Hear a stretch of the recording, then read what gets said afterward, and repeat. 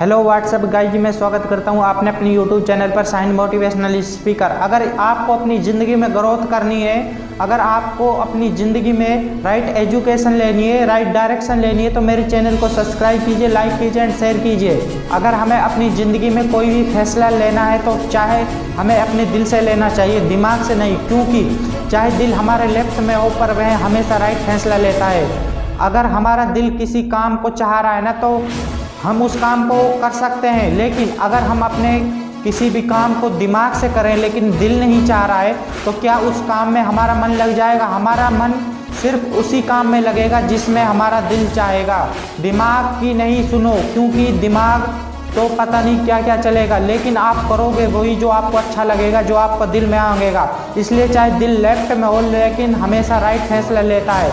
अगर कोई भी डिसीजन लेने से पहले आप अपनी लाइफ में उस काम को 30 दिन तक कीजिए। आपको कोई सपना आ रहा है कि मैं इसे पूरा करना चाहता हूं, तो उस सपने के ऊपर आप 30 दिन काम करिए, तो आपको पता लगेगा। क्योंकि आपको दो फीलिंग आएंगी, मैं यह काम कर सकता हूं या नहीं कर सकता। फिर आप उस काम पर एक अच्छा सा डिसीजन ले सकते हैं, क्योंकि मैं इस काम को कर सकता हूं। अगर इस ज़िंदगी में आप बुरे दिन से रूबरू हो जाओ ना, तो यह सोचना कि यह मेरी ज़िंदगी बुरी नहीं है, मेरे सिर्फ दिन बुरे हैं। शिकायत कम कीजिए जनाब, क्योंकि जो आप ज़िंदगी जी रहे हैं ना, वो भी किसी का सपना है। क्योंकि जो आज आप अपनी ज़िंदगी जी रहे हैं उससे सेटिस्फाई नहीं है। लेकिन एक बार ज़रा शांति से बैठकर सोचिए कि क्या मैं जो ज़िंदगी जी रहा हूँ है किसी दूसरे का सपना भी हो सकती है। कोई आप लगता है आप घर में बैठ के खा रहे होगे आसानी से, लेकिन कई लोग क्या है, रोड पे सोने को मिल रहा है, रोड पे से जो खाना पड़ा है उसको उठाकर खा रहे हैं। क्योंकि जो आप ज़िंदगी जी रहे वो उन्हीं का सपना है। आप अपनी ज़िंदगी से अभी भी सेटिस्फाई नहीं हो, लेकिन ज़िंदगी में कभी भी सेटिस्फैक्शन नहीं मिलता है अपनी लाइफ से। जितना मिलता है फिर उससे ज़्यादा चाह होती है, जो मिला फिर उससे ज़्यादा चाह होती है। आज मैं आपको ऐसे इंसान की कहानी सुनाने वाला हूँ। अगर आप उसकी जगह आप होते ना, तो पता नहीं हार मान लेते या आपने आपकी आप हत्या भी कर लेते। एक ऐसे इंसान की कहानी बताने जा रहा हूँ कि शायद उसको सुनकर आपके रोंगटे खड़े हो जाएंगे। वह इंसान 51 वर्ष में चुनाव लड़े और अमेरिका के 16वें राष्ट्रपति बने।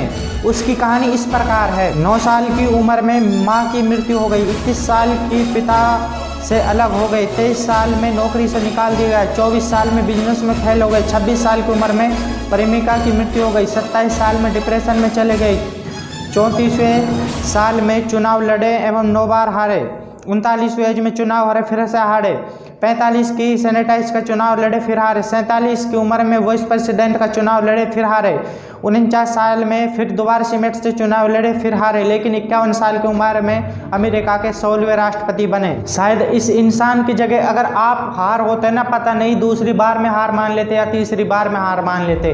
क्योंकि जो हमारी प्रॉब्लम्स हैं यही हमको कमज़ोर बनाती है। अगर हमें अपनी प्रॉब्लम्स को ध्यान में रखकर काम करें तो हमें अपनी यह बहुत ताकत देती हैं। इस इंसान ने अपनी कभी भी कमज़ोरी नहीं बनाई। ये हारा गिरा चाहे कुछ भी करा, कितनी भी बार हारा, लेकिन इसने आखिरकार इसका एक लास्ट फैसला था, मुझे राष्ट्रपति बनना है, तो ये चुनाव में खड़े हुए और 51 साल की एज में अमेरिका के 16वें राष्ट्रपति बने। कुछ भी नया करने में संकोच मत करो, क्योंकि यह मत सोचो मेरी हार होगी। हम कुछ भी काम स्टार्ट करने से पहले ये सोच लेते हैं कि भाई हार गया तो क्या होगा, मतलब फेल हो गया तो क्या होगा। कोई भी एग्ज़ाम देने जाते हैं, कोई भी पेपर देने जाते हैं, पहले यह नेगेटिव थिंकिंग पहले आती है कि अगर मैं फेल हो गया तो क्या होगा।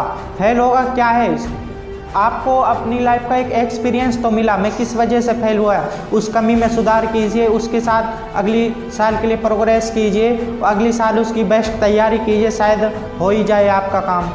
हार तो कभी नहीं होती, या तो फिर जीत मिलती है या फिर सीख।